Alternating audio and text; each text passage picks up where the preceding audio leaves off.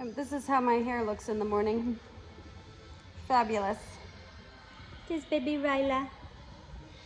Hi, baby Ryla. She's kind of falling asleep. So, I'm reading this book, Toxic Legacy. Hopefully you won't be too distracted by my hairdo. And I was just reading about all of the things that glyphosate, I always say glyphosate can do to our health. I'm going to, I checked out from the library, but I'm just gonna go ahead and buy this book because it's so, if we say food is nutritionally dense, I would say this is informationally dense. And so it's not a terribly hard read. Look, it's not like 500 pages, guys. This, and she is fascinating to listen to on YouTube too. If you get on YouTube, it's Stephanie Seneff. And if you get on YouTube, she is quite intriguing. And you know what? I just want to say it shouldn't take individuals like it is to prod this bigger picture. I feel like this is something that it shouldn't. We can get to the bottom of this, and this is partly why I love Bobby Kennedy so much, is that he actually wants to do studies and get to the bottom. And these guys are actually friends, because I think that she was involved with the whole. He actually did. He wrote a quote on the back of this book for her.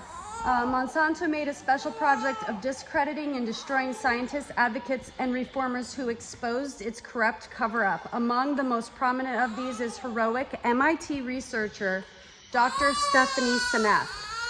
I gotta help my baby. Maybe I'll put on some makeup for you. There. She's sleeping. She's lovely.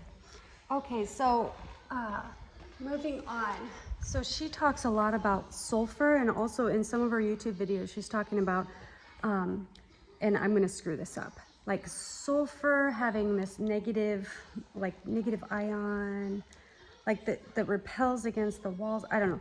Anyway, if you think about a lot of our studies on microbiome, well, now they're just finding tons of microbes everywhere in our body, and I believe that we're not a healthy cohort of people. Even the healthy people aren't very healthy in our day and age, and I think that our microbiome should vastly be in our pooper and not all over our body.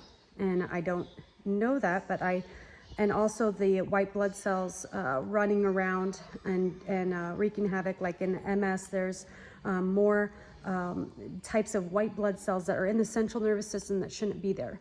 And I believe if we have a better, and she also believes if we have a better innate immune system, then our adaptive immune system wouldn't be having to be so over-functioning basically, because our innate immune system is screwed up. And I promote, she's not talking about it in her book, but I love iodine and boron, and both are helpful for the innate immune system. Now, okay, so moving on, she was talking about something about the thyroid, of how the thyroid can look completely normal, but it's not. And it's not just glyphosate, but a lot of different things can make the reverse T3 in your body go down. And basically in those times of need, you need more iodine in your body, and also all the other co-nutrients in your body to be able to make thyroid hormone. We are living in a time where our food is nutritionally depleted of nutrients, and we need more nutrients to be able to compensate for all of the pollution that we're living in. Remember, fungus loves pollution, and actually she wrote a whole chapter in a book, in a textbook, about how fungus and glyphosate helps make fungus thrive. And it's just a deadly combination of all the toxins that are in our environment, plus the fungus that wants to kill us. Anyway, so she has a special place in her heart about autism. and it is kind of like the big fish, you know, in the circulation right now. It's obvious that autism has grown so much. It's been around, but it's grown so much in such a short time.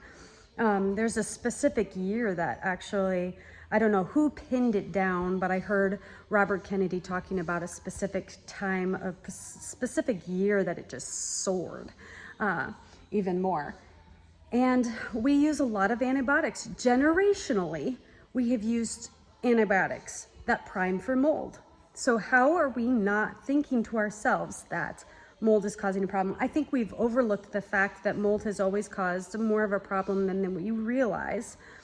And it looks different in a human body and a mammal's body than it does in a plant, of course. I mean, yes, it does. But I think that we've missed the boat in that whole thing. Just like I made a dinosaur video, and it was showing that there was gout and diabetes in these dinosaurs, and they're not common, but this one dinosaur happened to have a injury on its leg, and it had gout, and so those types of things have been around.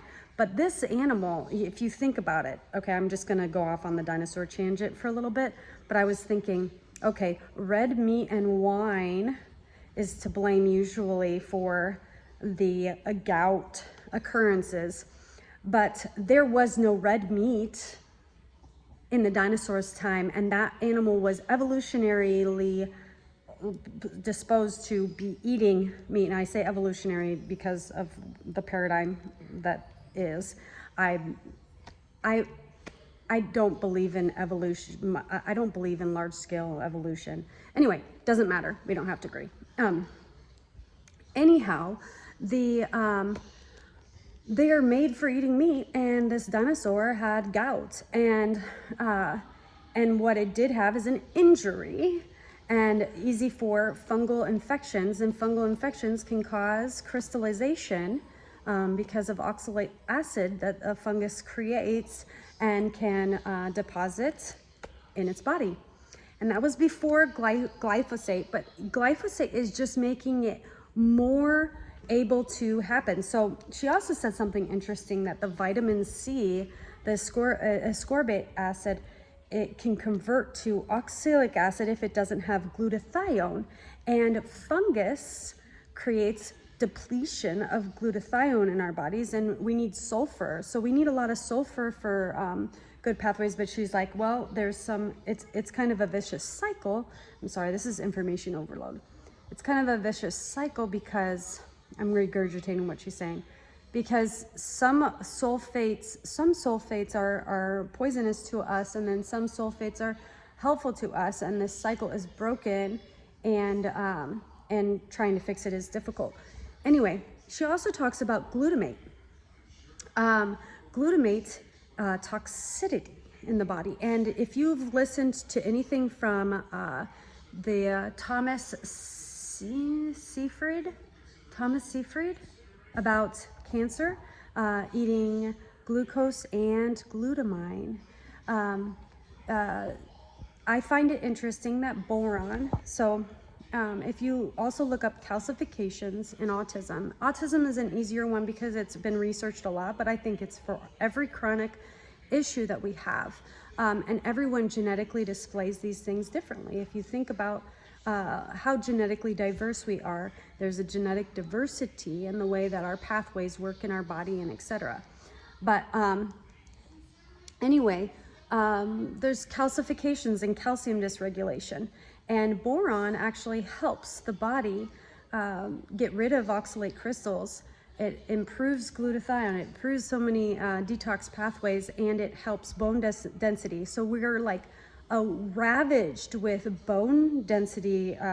We say, oh, it's part of natural aging. Okay, yeah, but we're aging more quickly than we should. And it's, hi, sweetheart. Hi, oh, you've got a dinosaur shirt on. We were just talking about dinosaurs. We were. Yes, he loves Land Before Time, cartoonies. I love you, mister. I love you. You got a little snot in your nose? Okay. Anyhow, so calcifications, boron and K2, especially in that fat, the animal fat, can really help calcifications in the body.